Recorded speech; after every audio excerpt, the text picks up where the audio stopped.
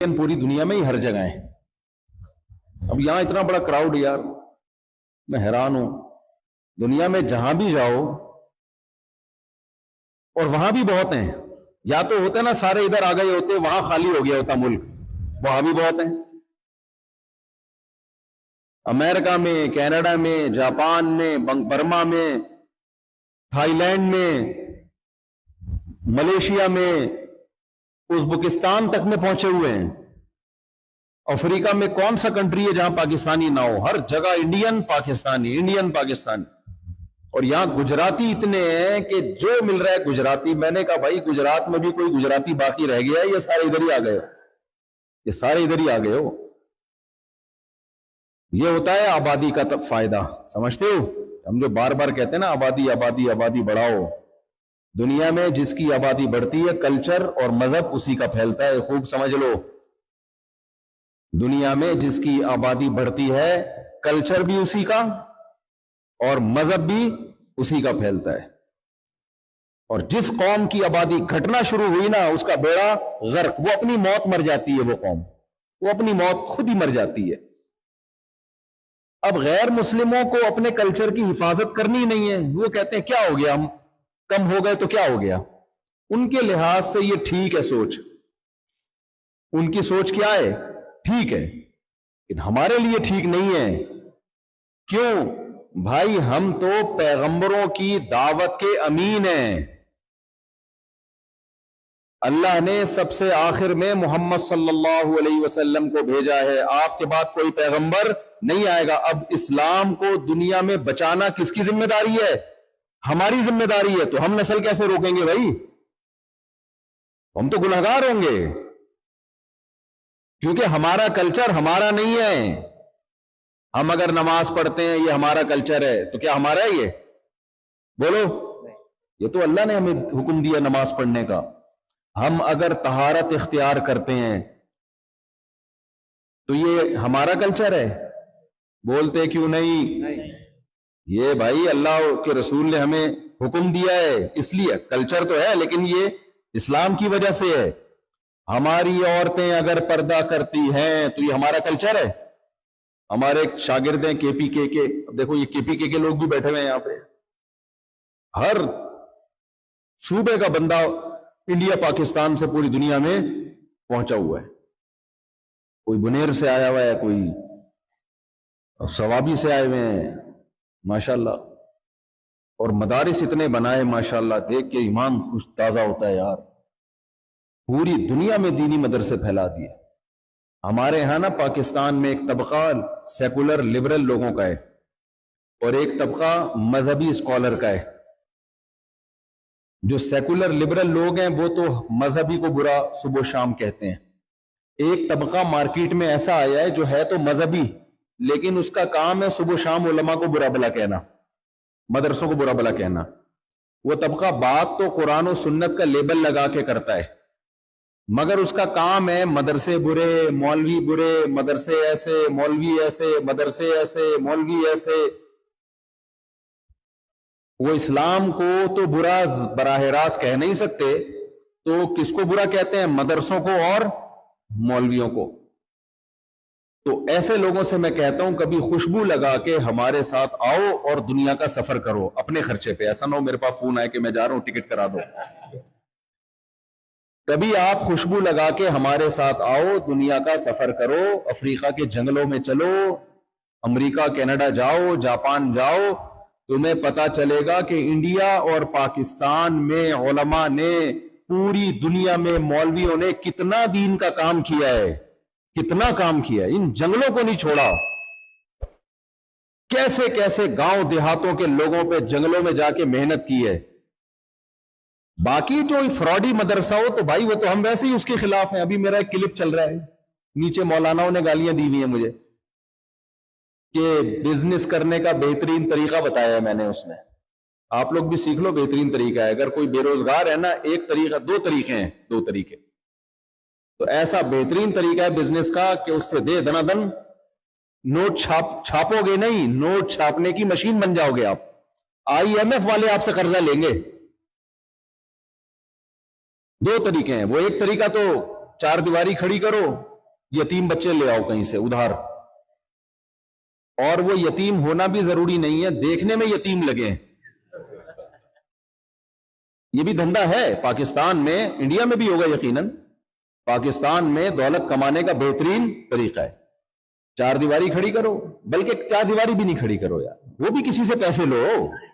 बोले यतीम बच्चे, इनका कोई ठिकाना नहीं है, कौन तहकीक करता है यतीम है भी कि नहीं है, कहीं से उधार लिए हुए हैं, हो सकता है अपने ही बच्चे उनको यतीम बना के पेश कर रहा हो।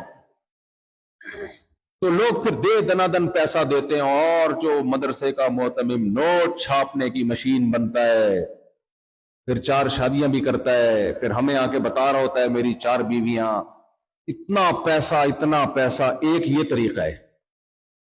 तो इस पे लोग मुझे कहते हैं देखो मदरसों के खिलाफ। मेरे भाई, हम मदरसों के कैसे खिलाफ हो गए? हम तो खुद मदरसे की पैदावार हैं। हम तो ये अवाम को बताना चाहते हैं कि जहां सही मदरसे हैं वहां 2 नंबर भी हैं। तो आप फर्क करो भाई, जो रिलायबल उलमा हैं, सही बाकायदा दीनी इदारों से फारिग हैं, बड़े इदारों की निगरानी में चल रहे हैं, उन पे एतमाद करो। बिनौरी टाउन बड़ा इदारा है, बिनौरिया बड़ा इदारा है, दारुल उलूम कुरंगी बड़ा इदारा है, जामियत रशीद बड़ा इदारा है। तो बड़े इदारे जो होते हैं ना, उनकी कस्टडी में जो इदारे चल रहे होते हैं, वो उनकी निगरानी होती है। लेकिन हमारे यहां अवाम ये देखती नहीं है। बस अवाम क्या करती है, कोई भी उठा और कहीं से उधार यतीम लेके कुछ चला दिया तो वो दे मार 4.5, बकरे भी आना शुरू और पैसा भी आना शुरू, वो इतना करोड़पति बन जाता है। तो उन मदरसों के हम खिलाफ हैं, वरना मदरसे के हम कैसे खिलाफ हो सकते हैं भाई? हम तो खुद मदरसे से, अगर मदरसा ना होता आज मैं यहां थोड़ी बैठा होता आपके सामने। मैं तो जॉब कर रहा होता, कहीं जॉब कर रहा होता, बॉस से छुट्टी मांग रहा होता, छुट्टी दे दो भाई हमें जाना है घर। 4 बार तो सवाल ही पैदा नहीं होता, 4 शादियां होती हैं, एक होती, एक बच्चा होता, 2 बच्चे होते, इस पे खुश होता कि मैं मुल्क पे बोझ नहीं हूं, मैंने सिर्फ 2 बच्चे पैदा किए, मुल्क पे बोझ नहीं हूं। नजरियात भी गलत होते, कॉन्सेप्ट भी गलत होते। ये तो मदरसे का एहसान है भाई, अल्लाह ने हम जैसे नालायकों को मदरसों में लाके कुछ टूटी फूटी दीन की खिदमत की, अल्लाह ने हमें तौफीक अता फरमा दी। और दूसरा पैसा कमाने का बेहतरीन तरीका यह है कि आप जिन चुड़ैल भूत भगाने का बिजनेस शुरू कर दो। इससे आपको जो इज्जत मिलेगी सोसाइटी में, इतनी इज्जत मिलेगी कि डॉक्टर अब्दुल कदीर खान थे ना पाकिस्तान में साइंसदान, उनको भी वो इज्जत वो सोच नहीं सकते थे। अगर डॉक्टर अब्दुल कदीर खान रूहानी आमिल बन जाते ना साइंस छोड़ के, तो आप देखते आखिरी दम तक ऐसी इज्जत होती उनकी कि क्या बताऊं मैं आपको। तो जिन चुड़ैल भूत भगाने का काम शुरू कर दो, क्योंकि देखो 2 नंबर डॉक्टर पकड़ा जाता है, गलत टीका लगा दिया, डॉक्टर देखेंगे अबे ये बीमारी ये थी, तूने लगाया क्या है, ट्रेस हो जाएगा। इनकी को ट्रेस करने का कोई जरिया है ही नहीं, क्योंकि वो काम ही नहीं है भाई। ट्रेस तो जब होता है ना, जब इलाज की 2 किस्में हो, सही और गलत, यहां इलाज ही नहीं है, A to Z fraud he fraud है। मैं जिन्नात के वजूद का मुनकिर नहीं हूं, मैं जादू के वजूद का मुनकिर नहीं हूं, मैं आमिलों का मुनकिर हूं। मेरी बातों को खल्त मल्त ना किया करो, इस पे मैं बहुत दफा बयान कर चुका हूं। लेकिन यहां भी ये रूहानियत के नाम पे ना, क्योंकि जहां मजहब होगा वहां ये जिन चुड़ैल भूत की कहानियां, और जिन चुड़ैल है उसके ऊपर भूत आया हुआ है, उसके ऊपर हमजाद आया हुआ है, उसके ऊपर मुवक्किल आया हुआ है, उसके भाई छोड़ दो, इन चक्करों में नहीं पड़ो।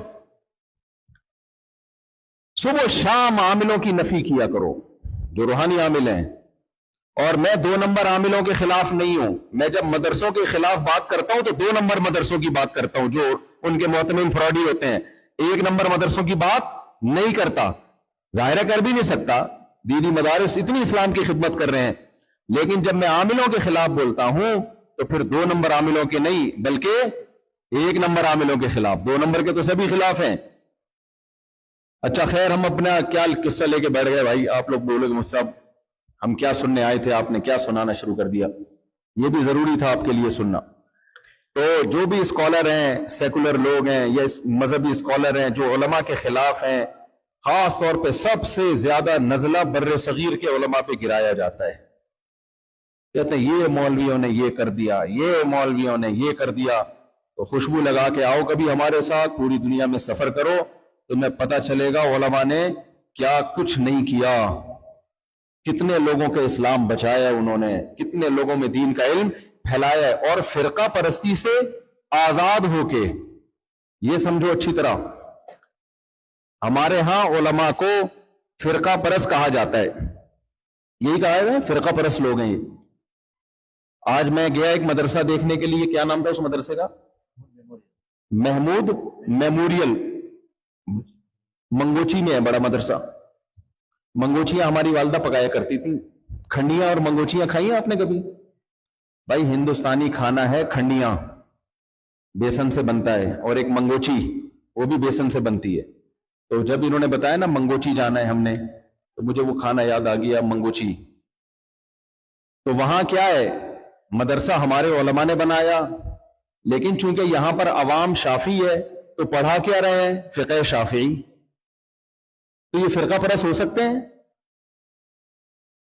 فرقہ پرست آج ہوتا کیا ہے, میں صحیح ہوں باقی سارے غلط. ان کو لوگ کہتے ہیں امت میں اتحاد پیدا کر رہے ہیں. کمال کی بات نہیں ہے؟ یہ اتحاد پیدا ہو رہا ہے, یہ توڑ رہے ہو تم. ایک ڈاکٹر اٹھے اور کہے میں ہوں باقی سارے بیوقوف ہیں دنیا میں جتنے ڈاکٹر ہیں. اصل میں میڈیکل سائنس صرف میں نے پڑھی ہے, اور میڈیکل سائنس صرف مجھے معلوم ہے, اور وہ یہ کہے کہ میں ڈاکٹروں میں اتحاد پیدا کر رہا ہوں. تو اتحاد پیدا ہوگا یا توڑ پیدا ہوگا؟ بولتے کیوں نہیں؟ توڑ پیدا ہوگا. بھائی تو ہی کیوں صحیح ہے, باقی سارے کیا گھاس کھا رہے ہیں, انہوں نے کالج میں نہیں پڑھا؟ تو اسی طرح میرے بھائی قرآن و سنت کو سمجھنے کے لیے بہت سارے مجتہدین پیدا ہوئے ہیں, اور وہ آج نہیں پہلے پیدا ہو چکے ہیں. ان میں مشہور مجتہدین جنہوں نے قرآن و سنت پہ بہت زیادہ کام کیا ہے, اور پوری امت نے ان کو فالو کیا ہے, ان کو برحق سمجھا ہے. وہ کون ہے؟ نمبر ایک, سب سے پہلے امام ابو حنیفہ رحمہ اللہ تعالی, جن کے بارے میں علامہ ابن حجر نے دعویٰ کیا کہ وہ تابعین میں سے تھے.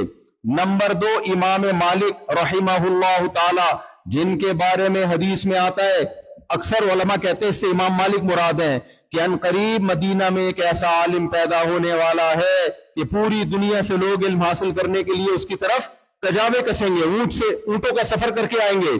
اکثر علماء اس طرف گئے ہیں. اس سے مراد کون ہے بھائی؟ بولتے کیوں نہیں؟ امام مالک. تھوڑی آواز اس کی بڑھا دو تاکہ مجھے کم چیخنا پڑے, چیخنے کا کام یہ خود کرے گا. تو امام مالک رحمہ اللہ تعالی. تیسرے نمبر پہ امام شافعی, جو امام ابو حنیفہ کے شاگرد ہیں, قریشی ہیں, ہاشمی ہیں. چاروں اماموں میں امام شافعی کو یہ شرف حاصل ہے کہ آپ کا نسب نبی صلی اللہ علیہ وسلم کے نسب سے جا کے ملتا ہے, قریشی ہاشمی. اور علم میں کتاب الام, امام شافعی کی کتاب اٹھا کے دیکھو, آدمی حیران ہو جاتا ہے کہ علم کا سمندر. یہ آج کل کے جتنے اسکالر آ رہے ہیں نا بھائی, جو قرآن و سنت کے ریفرنس دے کے آپ کو کہہ رہے ہیں کہ بڑا علم ہے, یہ ان کی جوتیوں کے خاک کے برابر بھی بولو نہیں ہے. اور چوتھے نمبر پہ امام شافعی کے شاگرد امام احمد ابن حنبل, جو امام بخاری کے استاد ہیں. یہ چار فقہا گزرے ہیں جن پر 99.9% امت نے اعتماد کیا, اور انہی کو فالو کیا ہے. انہی کا فقہ پوری دنیا میں رائج رہا ہے. اب آپ کوئی نئی چیز مارکیٹ میں لے کر آؤ گے اتحاد کے نام پہ, تو اتحاد پیدا نہیں ہوگا بھائی صاحب. اس سے کیا ہوگا؟ توڑ پیدا ہوگا. ہر آدمی قرآن اور سنت کا لیبل لگا کے میں ریفرنس کے ساتھ بات کرتا ہوں, میری بات کو فالو کرو. وہ بھی ریفرنس کے ساتھ بات کرتا ہے, اس کی بات آپ کی بات سے مختلف. تیسرا آئے گا اس کی بات آپ دونوں کی بات سے مختلف. چوتھا آئے گا اس کی بات آپ تینوں کی بات سے مختلف.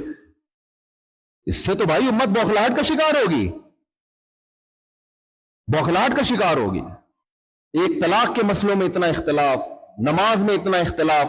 بھائی جب چاروں کی ایک ریسرچ ہے اور پوری امت نے اس کو قبول کر لیا, تو انہی میں سے کسی ایک کو فالو کرو اور دوسرے کا برا بولو مت سمجھو. سعودی عرب کے ایک سلفی عالم ہیں, بڑے معتدل. ان سے کسی نے پوچھا کہ میں ایک ایسے کنٹری میں رہتا ہوں جہاں فقہ مالکی ہے, تو میں ان کو کس بات پہ فتویٰ دوں؟ انہوں نے کہا کہ جس ملک میں جو فقہ رائج ہو اس کے خلاف لوگوں کو چلانے کی کوشش مت کرو اور لوگوں کے ذہنوں میں تشویش پیدا مت کرو. اختلاف پیدا ہوگا، تشویش ہوگی. تو یہ وہ طریقہ ہے جس سے امت فرقہ واریت سے بچے گی. سمجھتے ہو کہ نہیں سمجھتے ہو؟ ہاں، ایک کام کرنا ہے آپ نے. یہ میرا موضوع نہیں ہے لیکن بیچ بیچ میں اہم باتیں آ رہی ہیں نا، یہ ضروری ہیں، ورنہ کوئی نیا آئے گا آپ کو بولے گا اس طرح نماز نہیں، اس طرح پڑھو، اس طرح وہ یہ ریفرنس اور یہ حوالے اور وہ حوالے سب کے پاس ہوتے ہیں بھائی. یہ چاروں ائمہ نے جو قرآن و سنت پہ تحقیق کی ہے نا، ان کو پوری امت مانتی ہے. تو اب دیکھو مدرسہ احناف کا ہے، انڈیا کے علماء نے بنایا، لیکن پڑھا کیا رہے ہیں اس میں؟ شافی فقہ. کیوں بھائی؟ ہم ان پہ حنفی فقہ مسلط کریں گے، یہ صدیوں سے فقہ شافی کو فالو کرتے آ رہے ہیں، تو توڑ پیدا ہوگا کہ نہیں ہوگا؟ کوئی بات نہیں یار، امام شافی بھی اہل سنت والجماعت کے امام ہیں. تو یہ ظرف اللہ نے ہمیں دیا بھائی. اور ایک صاحب آئے مسجد میں بیان کرنے کے لیے کراچی میں، بیان کرتے ہی انہوں نے پتہ نہیں جمعے کی سنتوں پہ ایک لیکچر جھاڑ دیا. یہ اتنی سنتیں نہیں، اتنی سنتیں، لوگ اتنی تشویش میں. کوئی کہہ رہا یار ہم نے تو جگہ جگہ لوگوں میں تشویش پیدا کرنا، اس سے امت جڑنے کے بجائے ٹوٹے گی. تو اس لیے صدیوں سے جو طریقہ چلا آ رہا ہے، ان چاروں میں سے ایک کو فالو کرو اور باقیوں کو برحق سمجھو. فالو کس کو کرنا ہے؟ ایک کو، کیونکہ فالو تین کو کر نہیں سکتے اور سب کے پاس دلائل ہیں. ایک کام سے بچنا ہے بس، دو کاموں سے. فالو چاروں میں سے ایک کو کرنا ہے، لیکن دو چیزوں سے بچنا ہے. نمبر ایک، عقیدے میں نہ کوئی حنفی ہوتا ہے، نہ کوئی شافعی ہوتا ہے، نہ کوئی مالکی ہوتا ہے، نہ کوئی حنبلی ہوتا ہے. سمجھتے ہو کہ نہیں سمجھتے؟ عقیدے میں تقلید نہیں ہوتی. عقیدہ سب کا ایک ہونا چاہیے. وہ کیا ہے؟ توحید. بولتے کیوں نہیں؟ وہ ابھی میں تھوڑی وضاحت کرتا ہوں توحید کسے کہتے ہیں. اس میں کوئی کمپرومائز بولو نہیں ہے. اگر آپ فقہ حنفی کو فالو کرتے ہو اور کوئی حنفی عالم آپ کو شرک سکھانا شروع کر دے، ایسی کی آپ لوگ کچھ ہماری والی اردو بھی سیکھ لو بھائی، ایسی کی تیسی بھائی. سمجھتے ہو؟ کوئی نہیں ماننا. عقیدہ ہے کیا ہے؟ توحید. وہ میں ابھی ایکسپلین کرتا ہوں توحید کسے کہتے ہیں، کیونکہ یہ بھی بہت سے لوگوں کو کنفیوز ہو گئے ہیں. آپ دعا کرو اللہ وقت میں برکت دے. یہاں بہت سارے غیر مسلم الحمدللہ مسلمان ہوتے ہیں، لیکن یہاں کوئی ایسا مجھے ادارہ نظر نہیں آ رہا کہ ان غیر مسلموں کو لے اور اسی وقت سے ان کی تعلیم شروع کر دے. کل بھی کوئی غیر مسلم اسلام کے بارے میں پوچھ رہے تھے، وہ کہہ رہے تھے میں مسلمان ہونا چاہتا ہوں. تو میں نے ظاہر بھائی کے حوالے کیا. آپ نے کیا؟ ان کو مسلمان نہیں کیا ابھی تک میرا خیال. رابطے میں ہے نا، اگر وہ نہیں ہوا نا تو قیامت میں آپ کی پکڑ ہوگی. ہاں، وہ بیچارہ خود آیا تھا کل کہ مجھے اسلام سکھاؤ، یہیں کے مقامی افریقہ کے. کیونکہ وہ دیکھتے ہیں نا نماز پڑھتے ہوئے ہماری خواتین کو دیکھتے ہیں انہوں نے کیسا پردہ کیا ہے. اسلام میں اتنی اٹریکشن ہے کہ غیر مسلم کو اسلام کے قریب لانے کے لیے تبلیغ کی ضرورت ہے ہی نہیں. وہ خود ہی آئے گا، خود انسان کے بچے بن جائیں. اگر ہم لوگ، آپ کہو گے ابھی ہم لوگ کس کے بچے نظر آ رہے ہیں آپ کو مفتی صاحب؟ پورے انسان کے بچے بن جائیں تو اسلام میں اتنی اٹریکشن ہے. کیونکہ غیر مسلم بیچارہ بوکھلاہٹ کا شکار ہے. یہ کوئی زندگی تھوڑی ہے کہ کوئی مقصد ہی نہیں ہے. کیا زندگی ان بیچاروں کی؟ شراب پیتے ہیں، زنا کرتے ہیں، بچے پیدا ہو رہے ہیں تو باپ کا نہیں پتا کس کا بچہ ہے. وہ عورت کو چھوڑ کے بھاگ جاتے ہیں جب بچہ پیدا ہو گیا.